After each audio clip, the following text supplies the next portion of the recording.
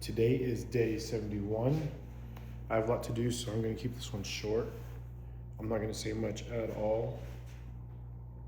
I'm just going to get straight into it. I don't even have my mics on.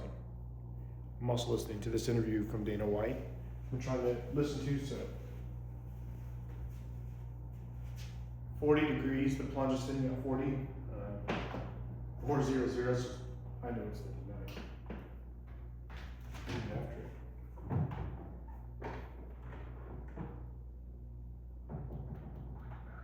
Chief, dude, what do you think happened overnight from Lorenzo calls you? He's like, man, I'm burnt.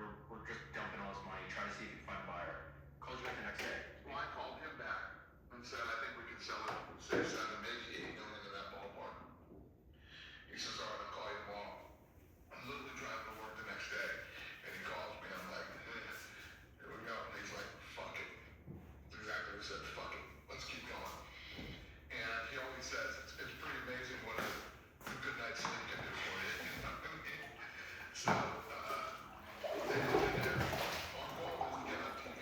And again, for people that don't understand, because, several generations have grown up with the UFC, and it's normal now, but at that time, it wasn't allowed on pay-per-view. You as a grown adult didn't have the right to purchase it on pay-per-view. Porn was on pay-per-view, okay? But the UFC was not allowed on pay-per-view.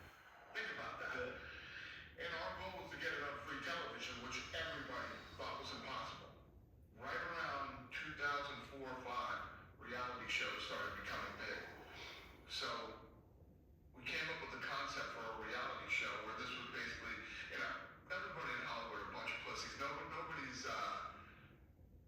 has any original ideas. They're doing remakes and stuff. They always play it safe, and nobody wanted these fights live on TV. So this was sort of our Trojan horse. You're watching UFC, but it's in a reality format, and the fights are taped. So they felt like if anything was bad, or I don't know what they were thinking was possible, but they were taped. So we could take it out, But my big thing was, right around the same time, The Contender had come out. It was like the most expensive reality show ever. Mark Burnett's the guy who did Survivor, Which right? was boxing. Yeah, he did Survivor. Mark Burnett's done everything. Yeah. He did Drum Show. The Apprentice? Yeah. Okay. So The Contender comes out, and it's the most expensive show ever. But what they did wrong and where they fucked up was they were editing the fights.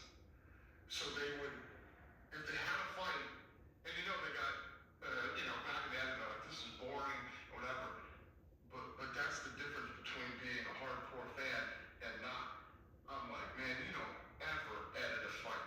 You let the fight play out, and the fans determine whether the fight is good or bad, and you can't control that.